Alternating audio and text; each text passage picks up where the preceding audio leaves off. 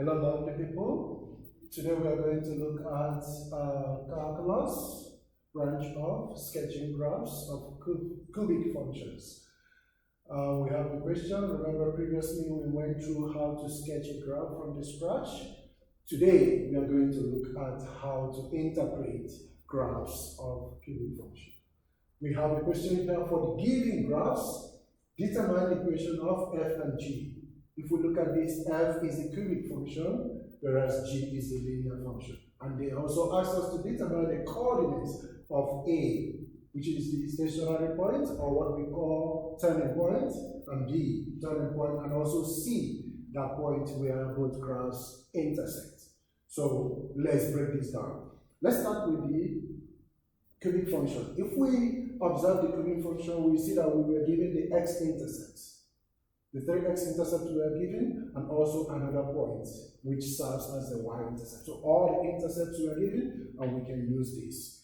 Remember, to get the equation of this is a into x minus x1 into x minus x2 and x minus x3.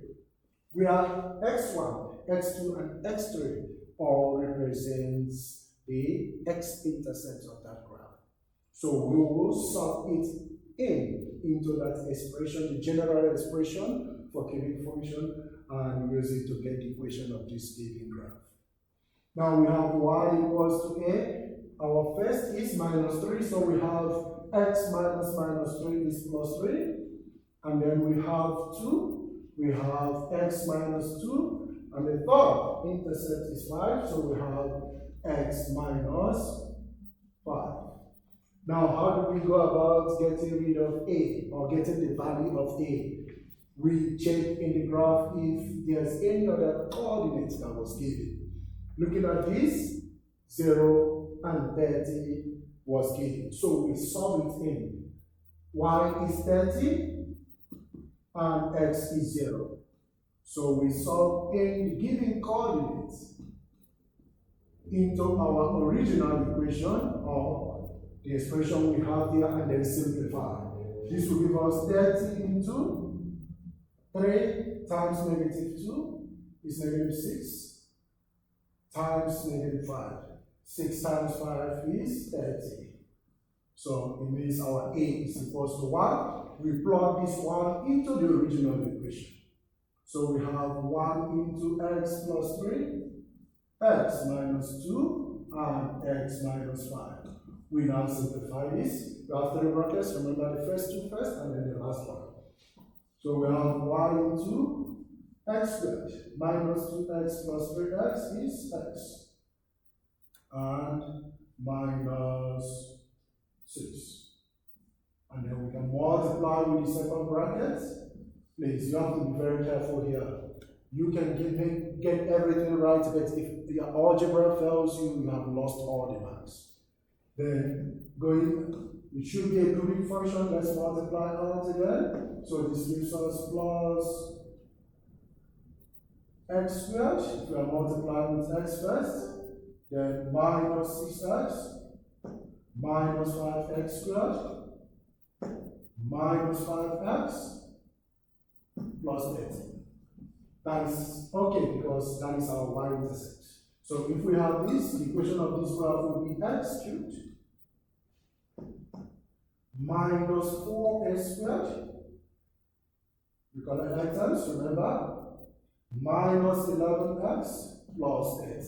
So that is the equation of this cubic function.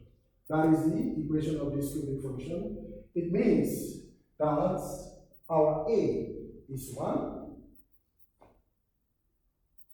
Our b is negative 4, negative 11, and 30, and that represents the equation of the given function.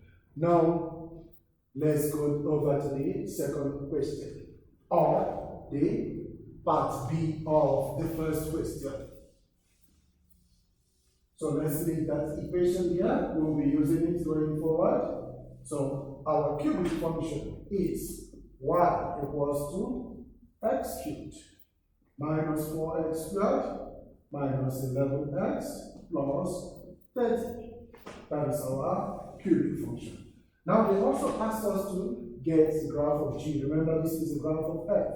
So let's get the graph of G. G is a linear function.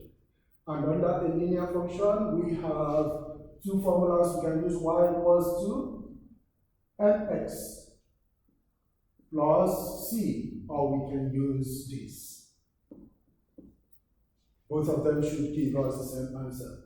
Here we have a coordinate, and we also need double points to get our gradient. Now, when we have to deal with a cubic function, the first derivative of a cubic function, remember, represents also the gradient of that function. Remember that. It represents the gradient of that function. So this is like getting the tangent equation at x equals to 0. So let's get the tangent equation. The first derivative of this function will be 3x squared minus 8x minus 11. That's the first derivative. And that it will give us the gradient. So we say the gradient at x equals to 0. So the gradient at x equals to 0 because that is where we have a link with the linear function. So we have 0, 0 is negative 11. So the gradient of this line is negative 11.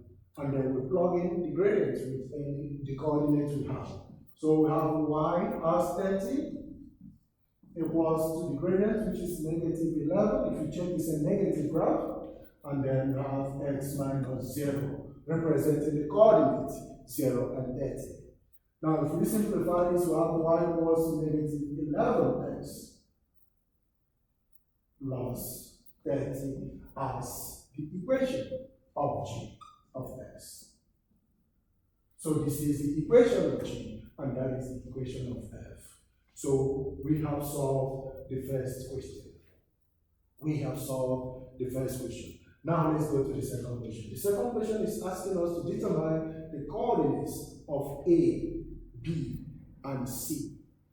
A and B represents the turning point, or what we call the stationary points, whereas C represents the point of intersection. Let's also keep this. The graph of G is negative 11x plus 30. That's the equation of the graph of G. Well, then let's go to solving for A, B, and C. At the stationary point, or at the turning point, we say that the first derivative is equated to 0, and then we will solve for x. And then we'll plug back the value of x into the original equation, not the first derivative, to get the value, corresponding value of y that forms a coordinate. So let's solve for x here, equate the first derivative to 0. Equate the first derivative to 0. Let's see if this is factorizable. So we have this 11 times 1 give us 11. If we go this, we have 11x and we have 3x. Now, this will be negative because it will give us negative 11x plus 3x will give us negative 8x. So our factors are 3x minus 11 and x plus 1 equals 0. So here we have x equals to 11 over 3, and here we also have x equals to negative 1. So these are the two x values that will yield what we want to use for our stationary point. So at this point it means we have x negative 1 and we have x as 11 over 3. Now we plug in these values into the original to get the corresponding y values. Let's first of all go to f of negative 1. Gives us negative 1 all cubed, minus 4 into negative 1 all squared, minus 11 minus 1 plus 30. Let's simplify this. This gives us negative 1 plus 4 plus 11 plus 30. Negative 1 plus 4 plus 11 plus 30. We have 41. 45 minus 1 is 40. 41, 45 minus 1 is 44. So the coordinate of A, here we have A. The coordinate of A is actually negative 1 and 44. We do the same thing for B. Let's go plug in for B. F of B will be F of 11 over 3. F of 11 over 3, let's see what it gives us. So we will have 11 over 3 to the power of 3